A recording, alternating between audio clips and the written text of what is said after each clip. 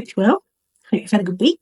I know my video's not on schedule this week, but then, like I said in previous videos, I probably won't be doing scheduled videos anymore because I don't like to be on a schedule. Yes, just the way it is. So I just decided that this week I've been running behind. I'll tell you the honest truth. As you may or may not know, I hurt my arm and I've been having troubles with it, so it's been giving me a lot of jips. I've had a lot of pain and a lot of issues trying to do everyday things. I have had an x-ray done on it now, which was nearly a week ago, but I was told that it may take a week to 10 days for them to get back to me, and they haven't got back to me yet, so it'd be a week on Monday, so way over my head. I don't know why it takes them so long, but still, I still don't know what I've done to it. I still don't know if it's fractured. I don't know whether it's a muscle thing or what. So anyway, I'm not wearing a sling because I don't wear it all the time. Reason being is because sometimes it hurts more when I wear a sling than when I don't wear one. So yeah. Anyway, let's just shut up about that because that's not what you're here for. You're here to watch the video. Now, today's video is a serial killer video. I'm not going to say any more. I'm going to just let you get on and watch it. Let's go and watch the video and I'll see you on the other side. Rodney Alcala was born in San Antonio, Texas, the third of 4 children born to a Mexican-American couple. In 1951, Alcala's father moved the family to Mexico, then abandoned them 3 years later. In 1954, when he was just age 11, his mother moved him and his 2 sisters to suburban Los Angeles. Alcala was an academically gifted student who was reasonably popular among his peers, and he was supported by his family. He attended various private schools during his youth before graduating from high school. He was on the yearbook planning committee and on the track and cross country teams. In 1961, at the age of 17, he joined the United States Army to become a paratrooper, and he served as a clerk. During his service, he was noted by his commanding officer as being manipulative, vindictive, and insubordinate. He was disciplined on several occasions for assaulting young women. Now, this is bad because he was only 17 at this time. In 1964, after what was described as a nervous breakdown, during which he went AWOL and hitchhiked from Fort Bragg, North Carolina, to his mother's house in California. He was diagnosed with antisocial personality disorder and estimated to have an IQ of 135 by a military psychiatrist. He was subsequently discharged from the army on medical grounds. Other diagnoses later proposed by various psychiatric experts at his trials included narcissistic personality disorder, borderline personality disorder, and malignant narcissism. After being discharged from the army, he graduated from the UCLA School of Arts and Architecture. He later studied film at New York University. Now this is where things start to get a bit more scary. September the 25th, 1968, a passing motorist named Donald Haynes called the police after witnessing him lure Ali Shapiro, aged 8, into his Hollywood apartment. Shapiro, who was residing at the Chateau Marmont with her family, was approached by Alcala on her way to school when he pulled up beside her in his car and asked if she needed a ride. She initially refused, but when she heard him say that he knew her parents, she got into his car. Alcala then took her to his apartment, where he told her he wanted to show her a picture. When the police arrived, Shapiro was found alive, having been raped and beaten with a steel bar. Alcala had fled. Shapiro was in a coma for 32 days and spent months in recovery. To avoid the arrest warrant stemming from the Shapiro assault, Alcala left California and enrolled at NYU using the name John Berger, spelt Berger. In 1971, he obtained a counselling job at a New Hampshire arts camp for children using a slightly different alias, John Berger, this time spelt Burger. Cornelia Criley was a 23-year-old Trans-World Airlines flight attendant. She was found raped and murdered in her Manhattan apartment on June 12, 1971. Alcala had strangled her with her own nylon stockings. It's believed that she met him as she moved into her new apartment and she accepted his help in moving in some furniture. Her murder remained unsolved until 2011. Meanwhile, the FBI had added Alcala to the list of 10 most wanted fugitives in early 1971. A few months later, 2 children attending an arts camp noticed his photo on an FBI poster at the post office. He was then arrested and extradited to California, but by this time, the young girl, Shapiro, had moved to Mexico with her family, and they refused to let her testify at the trial. So he then couldn't be charged with rape and attempted murder as they didn't have their key witness. He was charged with child molestation and sentenced to 3 years. But in 1974, just after 17 months, he was paroled. Less than 2 months after his release, he was re-arrested for assaulting a 13-year-old girl identified in court records as Julie J., who'd accepted what she thought was a right at school. Alcala was then paroled again in 1976 after serving just 2 years. In 1977, after his second release, his parole officer took the unusual step of letting him travel to New York, even though he was a repeat offender with a flight risk. New York police investigators now believe that a week after returning to Manhattan, Alcala killed Ellen Jane Hover, a 23-year-old daughter of nightclub owner Herman Hover, and goddaughter of Dean Martin and Sammy Davis Jr. Hover was last seen at her New York apartment on July 15, 1977. Her date book showed that she had made an appointment to meet with one John Berger that same day. Later in 1977, a tip to the FBI was made about how he had been arrested by the police a few years previously for the Shapiro case in New Hampshire.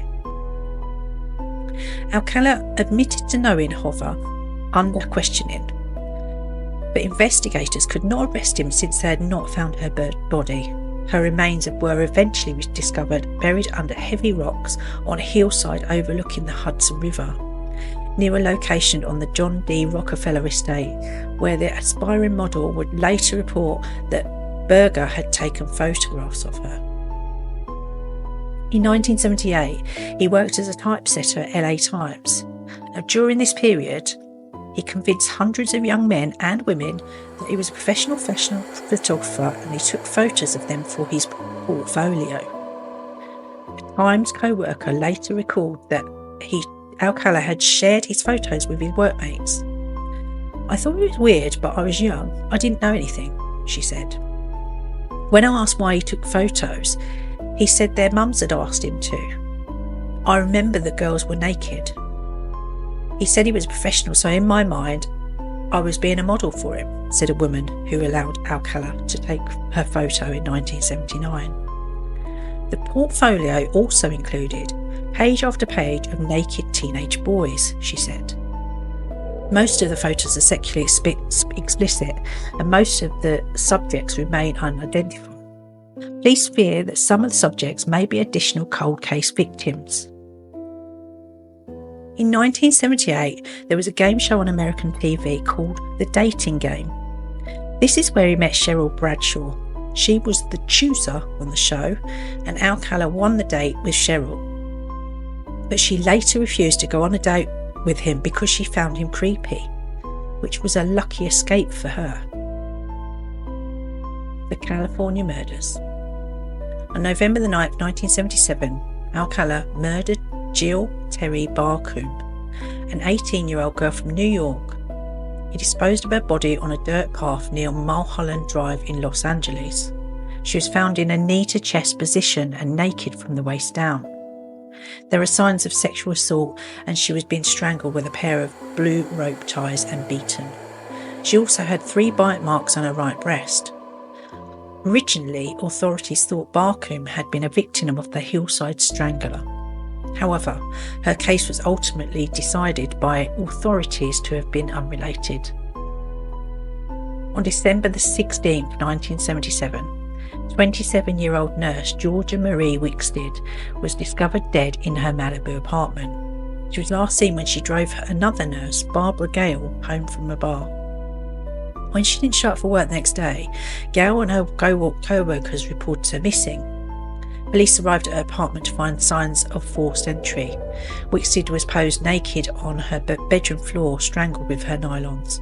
She had been sexually assaulted and her skull had been bashed in and her genitals had been mutilated. Prosecutors used DNA evidence and handprint found at the scene to convict Alcala. On June 24, 1978, Charlotte Lee Lamb, a 31-year-old legal secretary from Santa Monica, was found dead in the laundry room of her apartment complex where she was living. She had been sexually assaulted, beaten and strangled with a shoelace, and she was posed with her hands behind her back. DNA at the scene would match that of Alcala, and DNA on a pair of earrings found in his storage locker after robbing Christine Samso's murder in 1979 would eventually prove to match Lamb's DNA.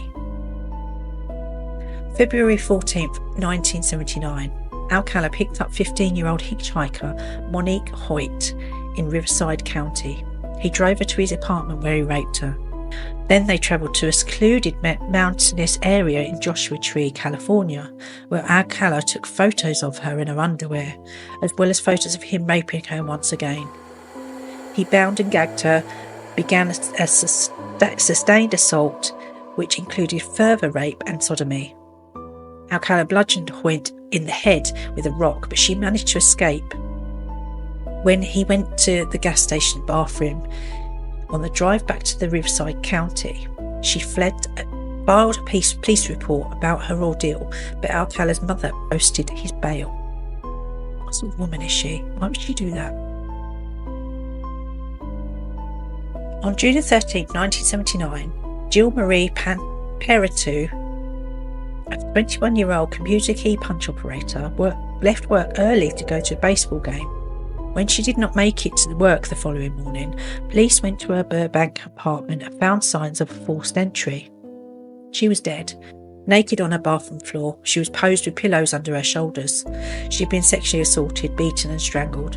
Her killer had cut himself crawling through the window, and blood evidence would later identify Alcala as her perpetrator. Jill's friend Catherine Bryant testified that she and Jill had met him at the club several times before. Robbing Christine Samso, a 12-year-old girl from Huntington Beach, disappeared as she rode a borrowed bicycle from her Huntington Beach home to her ballet class on the 20th of June 1979. Her decomposing body was found 12 days later in the Los Angeles foothills, dumped off of Santa Anita Canyon Road. She'd been beaten, raped and stabbed with a knife. Samso's friends told police that a stranger approached him on the beach, asking her to take pictures. Detectives circulated a sketch of the photographer, and Alcala's parole officer recognised him. In March 2010, the Huntington Beach, California and the New York City Police Departments released 120 of Alcala's photographs and sought the public's help in identifying them in the hope of determining if any of the women and children he photographed were additional victims. Approximately 900 additional photos could not be made public. Police said that was because they were too sexually explicit. In the first few weeks, around 21 women came forward to identify themselves, and at least 6 families said they believed they recognised their loved ones that disappeared and were never found. Alcala was arrested in July 1979 and held without bail. He went on trial for Samso's murder, was found guilty in May 1980 and sentenced to death in June. However, the verdict was overturned by the California Supreme Court in 1984 because jurors had been improperly informed of his prior sex crimes. In May 1986, after a second trial virtually identical to the first, except for omission of the prior criminal record testimony, he was again convicted and sentenced to death in August. However, in 1992, the California Supreme Court upheld the verdict, but Alcala filed a federal petition, and in 2001 a district court judge granted it and overturned his second conviction. While preparing for the third prosecution in 2003, Orange County investigators learned that Alcala's DNA, sampled under a new state law over his objections, matched semen left at the rape murder scenes of two women in Los Angeles. Additional evidence, including another cold case DNA match in 2004, led to Alcala's indictment for the murders of 4 additional women. Jill Barkham, an 18-year-old New York runaway, was found rolled up like a ball in a Los Angeles ravine in 1977. Georgia Wickstead, 27, was bludgeoned in her Malibu apartment in 1977. Charlotte Lamb, 31, was raped, strangled and left in the laundry room of an apartment complex in 1978. And Jill Parenteau, 21, killed in her Burbank apartment in 1979. All of the bodies were found posed and carefully chosen positions. Another pair of earrings found in his Seattle storage locker had residue that matched Lamb's DNA. During his incarceration between the second and third trials, Alcala wrote self-published a book, You, the Jury, in which he claimed innocence in the Samso case and suggested a different suspect. On January 7th, 2013, a Manhattan judge sentenced Alcala to an additional 25 years to life. The death penalty had not been an option in New York State since 2007. However, he died of unspecified natural causes at the hospital in Kings County on July the 24th, 2021, at the age of 77. There you go. He was a nutcase, wasn't he? On Netflix, there's a film now about this case, about this man, called Woman of the Hour. Now, I watched this last week or so, and I found it fascinating. Now, obviously, it's awful and it's grisly and it's sad, the things that he did to these women and men and children. But the film itself is actually really well made, so I definitely recommend that you go watch it. Yeah, it's powerful, but it's good. It tells you exactly what I've sort of told you, really, but in video form. So definitely worth a watch if you like a serial killer type film, and if you're watching these videos, then you clearly like serial killer type stuff.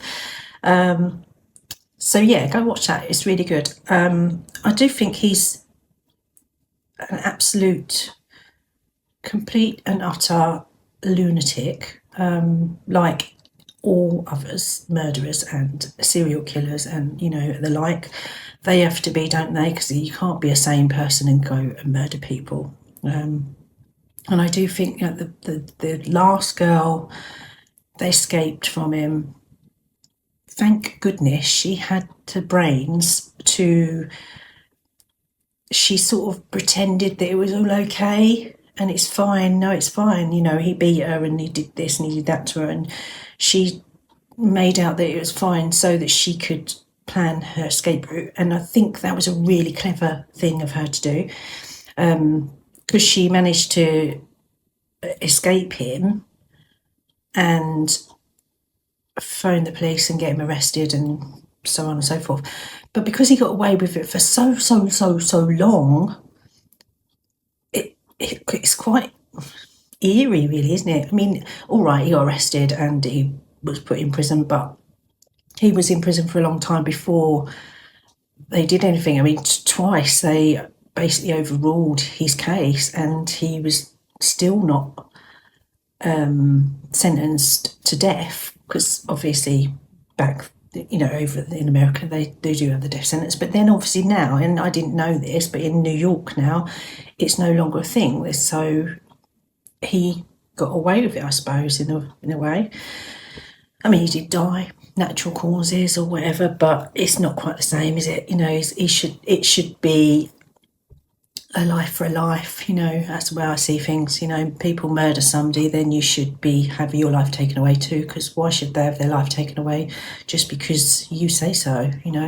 It's wrong, isn't it? Anyway, yeah, I hope you enjoyed it, and well, yeah, I mean, leave me comments, let me know what you thought, because I always love to hear your comments, and give me a little thumbs up if you like the video. I hate saying all of that, and I don't normally say it. Every now and again I might say it, and I'll probably cringe myself because I feel like, oh my god, I should have said that. Because I know for a fact that when I watch videos and people, the first thing they say is subscribe and thumbs up and this, that and the other, I think, oof.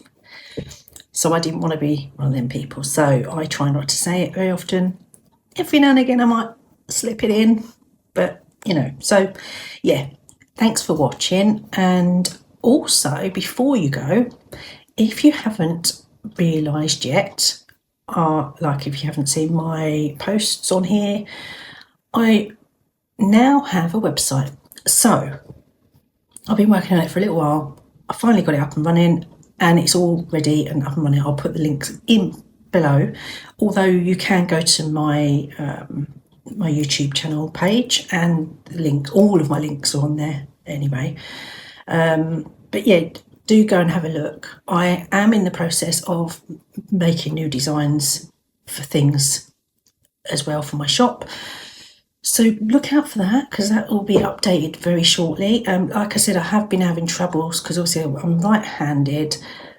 My arm is my right arm that is painful, so I have been having troubles doing everyday things, and that includes sitting at my computer for a long period of time, because when I do that, it aches, because I'm like sitting at the computer and using my mouse and all of that stuff. So you have to bear with me, but it's up and running. Please do go and have a look. You can also comment on my posts on my blog. I do want to hear your thoughts on different things on there too, so please do go over and check it out.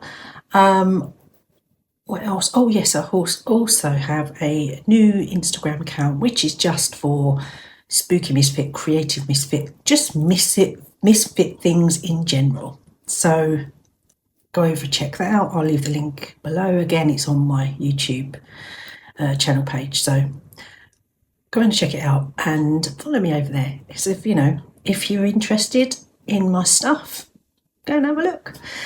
You never know, you might like it. Anyway, I'm going to stop waffling on now, and I'll speak to you again very soon. Take care of yourselves and keep smiling. Have a nice weekend. Bye bye.